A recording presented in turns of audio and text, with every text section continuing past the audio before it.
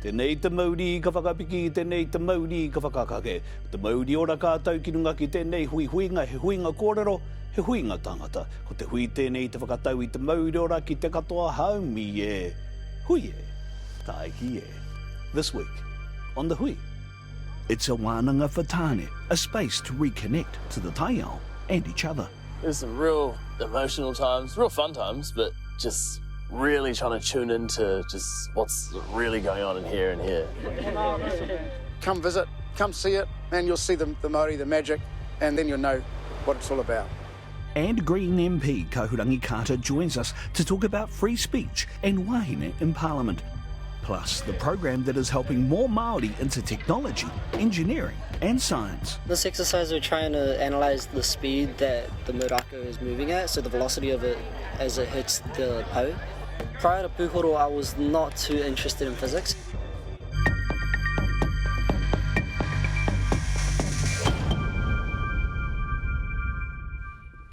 Te hunga kua karangatiara kia takotoki roto a wharepapahua ki Parody. Hara mai, haere. Tātou e pupuri nei te aweawa o te whenua ti he wa mauri ora, and welcome back to the hui.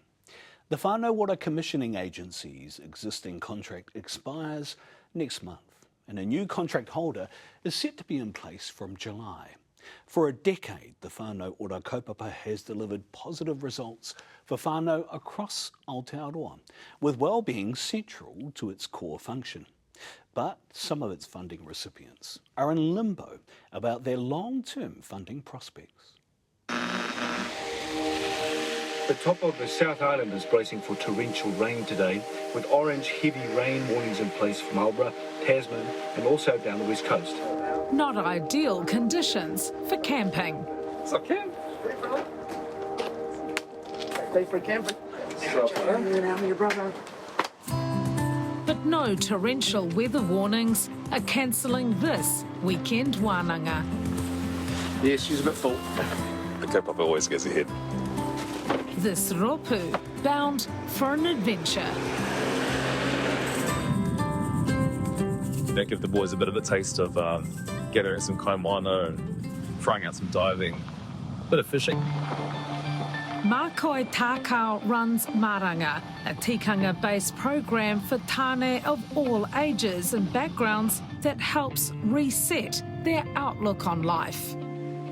Its aim is to get men away from the stresses of everyday life.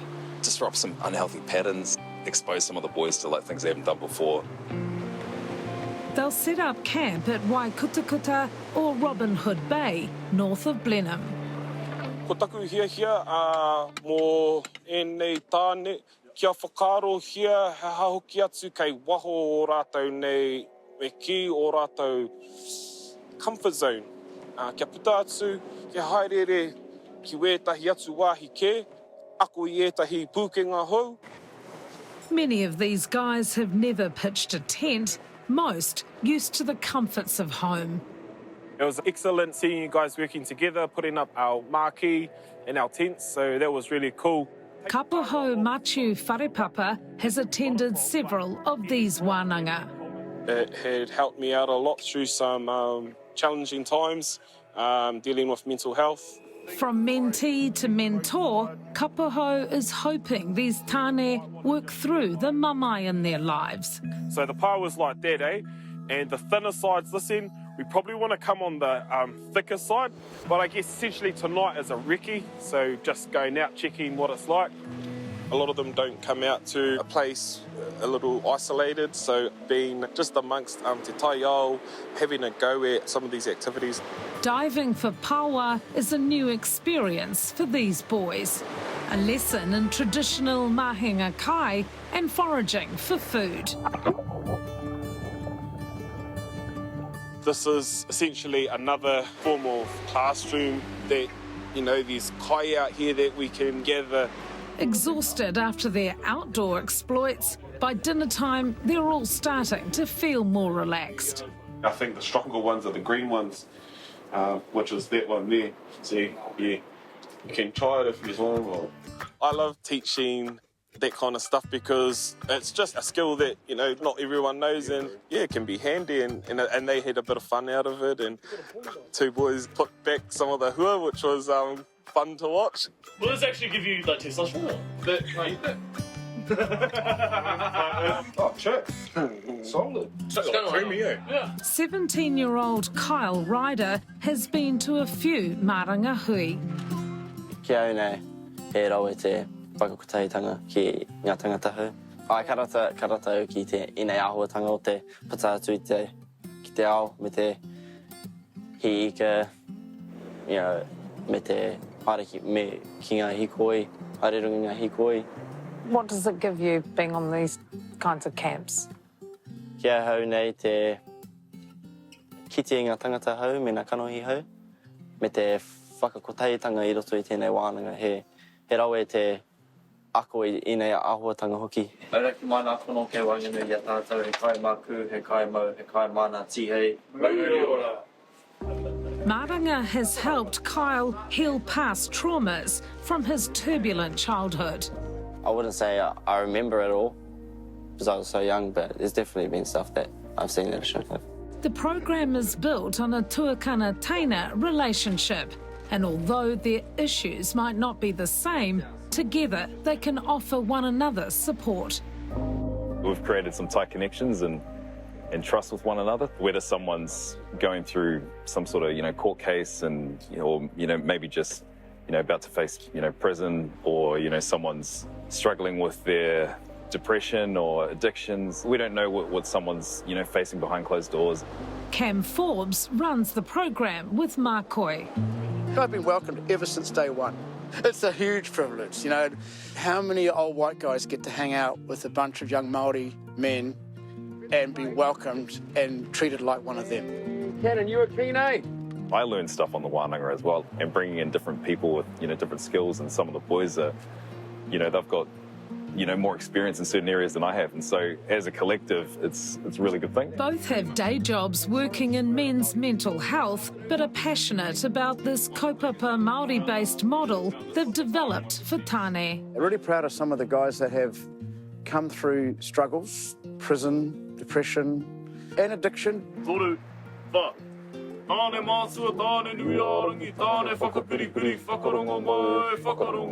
When they get in touch with their Māori identity, a lot more empowered, a lot stronger, a lot more resilient, and it's just like, wow, look at that. As an outsider looking at that, it's like, that's fantastic. And what it helps them achieve is to open up and share their struggles with the group. 2 weeks ago, I actually just got broken up from pretty much a 3-year relationship. Yeah, that's one of the things that I'm going through at the moment. And working through issues and learning how to talk through problems and situations that arrive, and dealing with things like rage that comes. Recently, like, I'd say a month, I've been struggling with my PTSD and just traumatic experiences from child. My mood can just change off anything. Sometimes some of them come with a whole bunch of bravado and this shield and this external, like this hard shell that they have going on, and then it's cool to just see them feel safe to drop that and, you know, be themselves and recognise it's a safe space. Many on this camp are regulars, like Tuakana Tuira, who leads some of the group session kōrero. It's really hard to show that emotion and to kind of take off the mask and put it down and just, you know, just let go of the pride, let go of the ego, and just say, hey, I'm not okay. I need a hug, or, you know, like, I need to talk.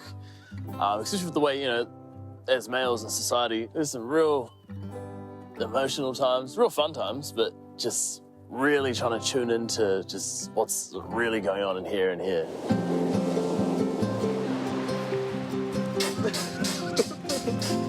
You guys saw some of it today on the beach, where they're just playing like kids, you know, pretending to have machine guns, and just the banter and the mucking around, seeing them kind of be like they would have been in a simpler time.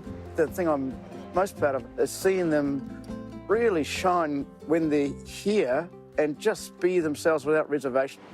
Maranga received $100,000 from the Lotteries Commission and through Whānau Ora for their pilot program. But with the government's recent changes to Whānau Ora funding, Maranga's long-term future is uncertain. If we just look at the kind of current environment for funding these sorts of initiatives, it's a bit bleak. But, you know, I mean, that's why we have to double down and go harder, really. How do you feel if they had to stop this program because of money, pūtea? Parody, yeah. That's me, he rawe I nei wānanga, he rawe te ako I nei mea. For Tāne on this camp, being here has made them feel a little less alone. It was a good time to get away from reality and just hang around with a great company of boys, just to get your mind on some things and to reflect.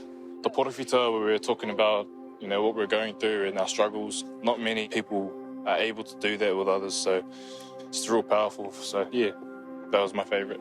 I know they got my back. Oh, let's go. We're all together, we're in it together.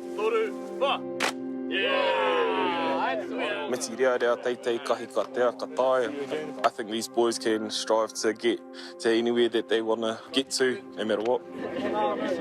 Come visit, come see it, and you'll see the Māori, the magic, and then you'll know what it's all about. Mahi tika ne tā marama na Rurani Pereira tērā Pūhoro. Tai hoa ke e ngai iwi kei tua I ngā whakatairanga he kōrero tō rangapū. Green MP Kahurangi Carter is on the hui next.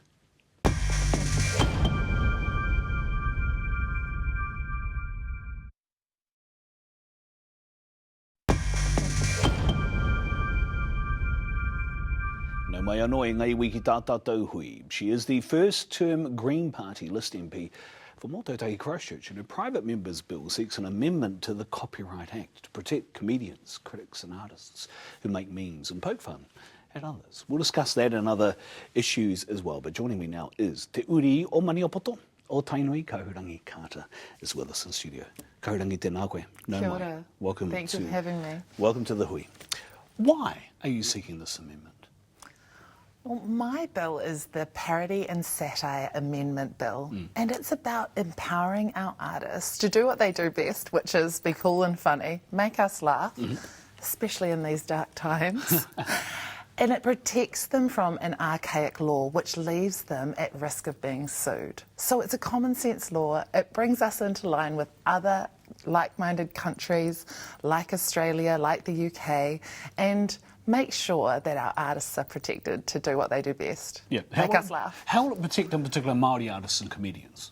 It's really important that any parody and satire is based on fairness, and my bill is in line with the Y262, which does protect our Māori artists from being taken advantage of. So it's really important for Māori artists who have already come out in support of this bill, but to actually have that say on the select committee process, and I encourage anyone who wants to have a say to come no mai haere mai. Okay, what happens then when a Māori artist's work could become the base of parody from, to use an example, a group like Hobson's Pledge?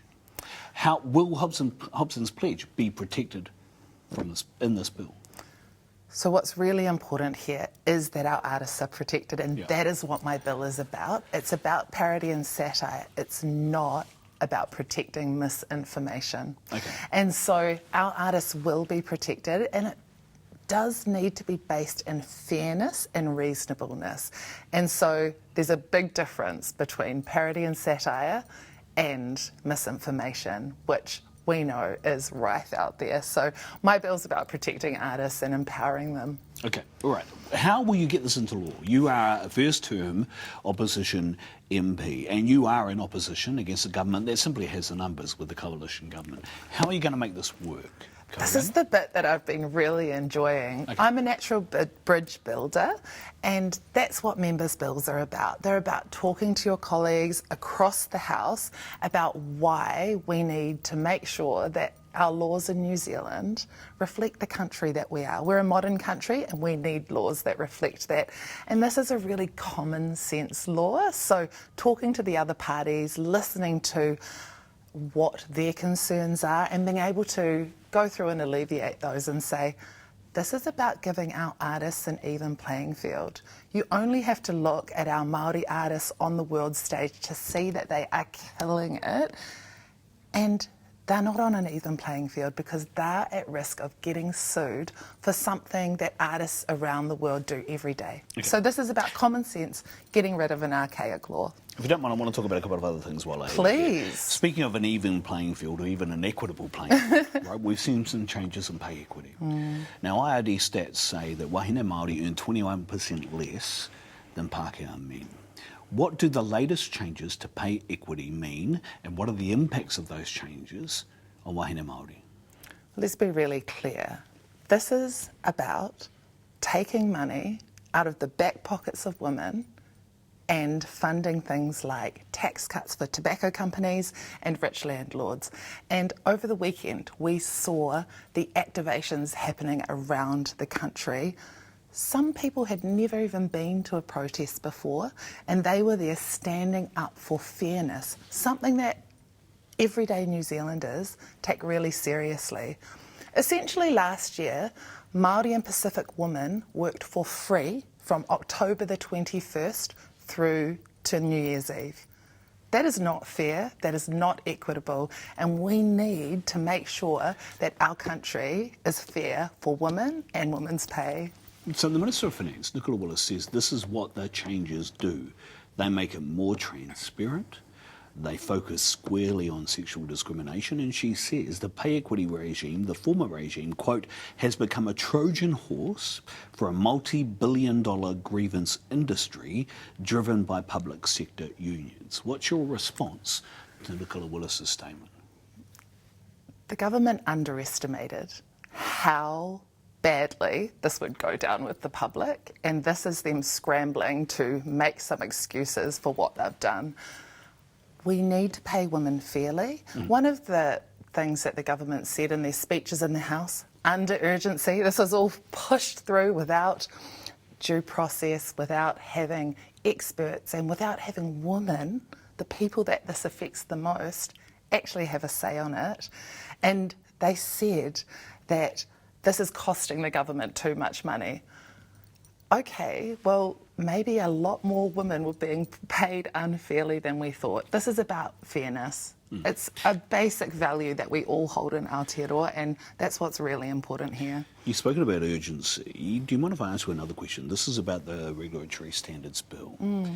Now, it's part of the Government Coalition Agreement, right? This is going to happen. Unlike the Treaty Principles Bill, it wasn't a part of the Coalition Government Agreement to pass the bill through all stages. What is going to happen now, Kahurangi? You've been a part of the Justice Select Committee. What happens now with the RSB? So this is expected to come to Parliament in the next couple of weeks. It has already gone through a process through the Ministry of Regulations where there was submissions, and 88% of submissions said no thank you, no thank you. So we're waiting for that to come into Parliament. And again, it's going to be really important that our people are coming to Select Committee, having their record, having their say on record for our future generations, because even if this does pass, which it is likely to, it's the same tired politics that this government is doing, which is giving their rich mates corporate greed over community, and we can do better than that. Kahurangi Carter, thank you. Thank you for joining us. Thank you for being a part of the program. Really appreciate your time. It's been wonderful to be here. Thank you. Kia ora maira. That was, of course, Kahurangi Carter. A ko tata akene e hoa mā he kura whakangungu rangatahi Māori Pūhoro STEM Academy, and how it's transforming the lives of young Māori after this.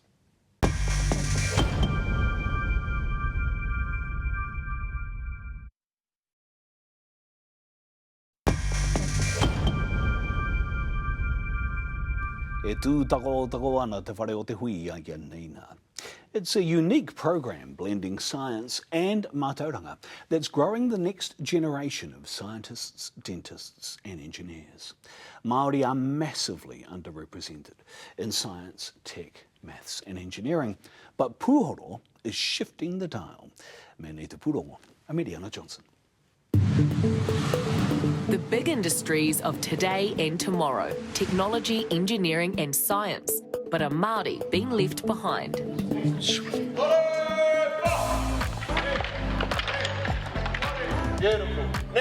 This is Morako, a Māori martial art, but with a twist. The goal, if you're on the GoPro, is to make sure that when the person is doing their swing, you can see the entire rako, okay?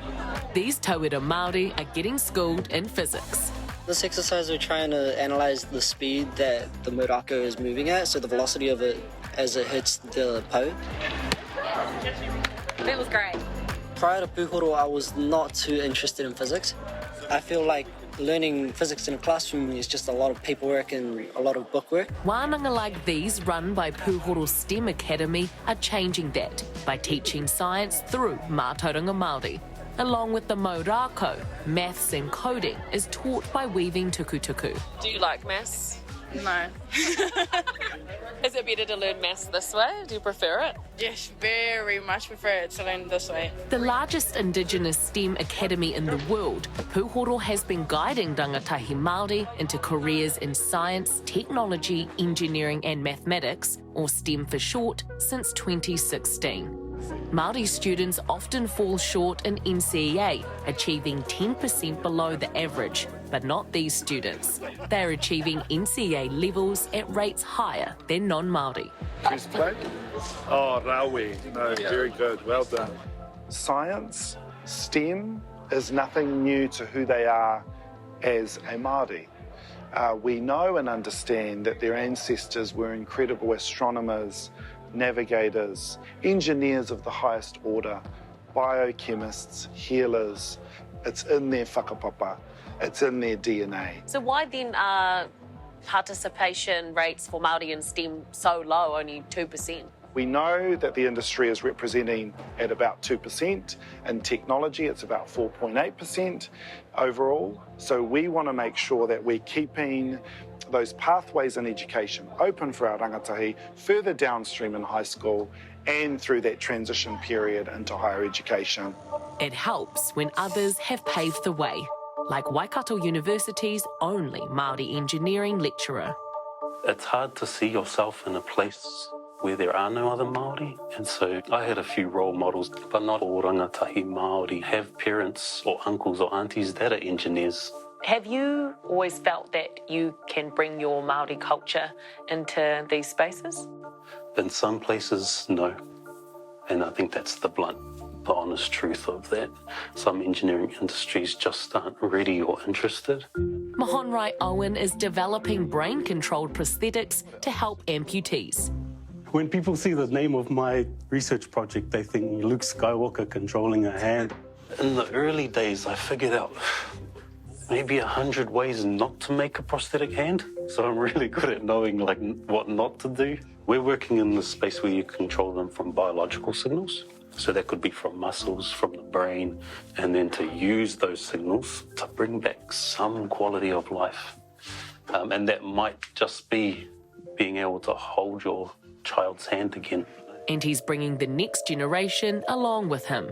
I'm more interested to see if it can do the tripod pinch. He introduced himself to me as a mechanical engineer, and I thought, oh, wow, amazing. Another engineer, a Māori engineer in industry.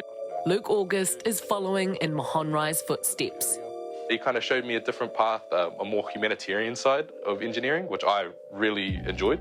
He never dreamt he'd end up doing this kind of mahi. When I was a kid, my dream job, if I could pick anything, was to be the guy on the back of the rubbish truck who ran around and picked up the rubbish bags. But it wasn't until I found Pūhoro through one of the first wānanga. We did this engineering challenge. My team ended up coming first. My kaihotu asked me, he said, have you thought about engineering? I was like, oh, what's engineering? And he said, this is engineering. So that kind of set me down the path. It wasn't easy. He was one of only a handful of Māori studying engineering. It was a little bit disheartening to start with because none of my lecturers through my entire degree were Māori. So it almost felt like they didn't really understand where I was coming from. Coming through Pūhoro at the same time was Kahununu Dental student Alice Boyd.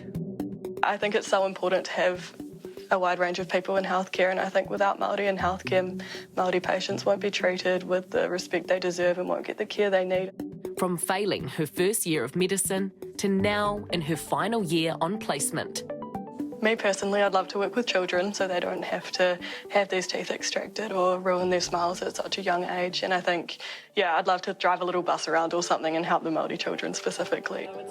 Luke and Alice both share a desire to make change. Māori in Pacifica are highly disproportionate in their rates of amputation, particularly diabetic foot amputation. One thing that people don't often consider as engineers is embodiment. So how they feel about the prosthetic. So where it connects to the wrist, when it clicks in. Whether it feels a part of them or whether it feels a bit alien to them. That's a really big focus of, I guess, what my research is looking at.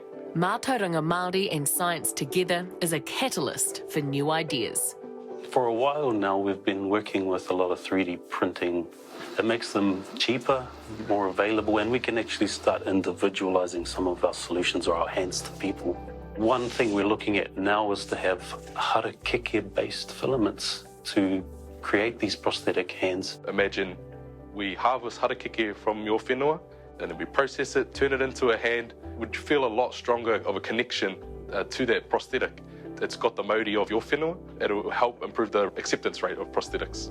Luke is also strong in his conviction that Mātauranga Māori holds value. Just because our science wasn't written down, it was passed down orally through activity and tikanga, yeah, 100%, it's science. We're sort of at this nexus where we're trying to make it more recognised within Western academia instead of it being up here in this mystical space. And this generation have no problem blending the two knowledge systems, leaving the future in safe hands. E tupu e rea mā. Hei te wiki e tū mai nei e hoa mā, coming up next week on The Hui. I'm not used to living in a house because I've lived on the streets for so long. What is it like to be young and homeless? It's quite dangerous. It's really dangerous. It doesn't seem like the government understands how much of a risk they are putting these children, these young people's lives in. Recent government changes are sidelining our rangatahi. Young people who are homeless, they are at the bottom of the list. And the kaupapa Māori housing model applauded internationally. We want tamapōtaka to come and see that Māori solutions work and to have faith and belief in it. Kia hachea kua tae ria ke te kōrero a tata te hui ki te pātū o te whare I ai nei. Can't wait to see you at our next hui next week. Until then, e ngai wi kia mau ki te tūranga. O taputapu a te haumi e, hui e, taiki e.